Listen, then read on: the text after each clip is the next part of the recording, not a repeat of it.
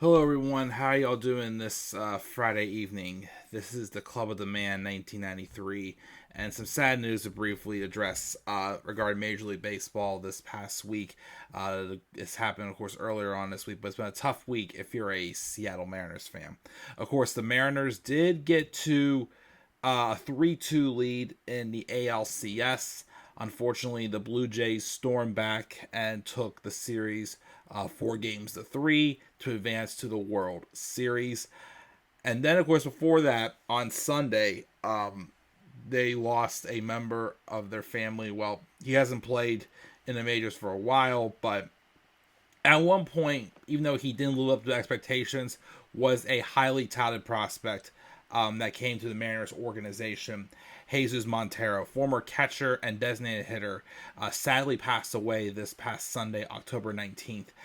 He apparently was in a motorcycle accident earlier on in the month on October the 5th and sustained some injuries and other stuff going on. And he had passed away from the injuries. I can't remember where he was at, but whatnot. But he had passed away from impact from injuries from that motorcycle accident at the age of 35 this past Sunday.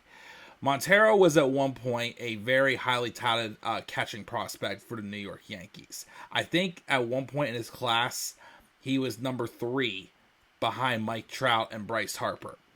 Montero got some time in the big leagues with the Yankees, but then he was traded to the Seattle Mariners that following offseason after his first taste in the big leagues in exchange for Michael Pineda, who was a highly touted prospect for the Mariners. Montero would have a decent first full season, not quite what they were hoping for him, but then I guess his struggles came along.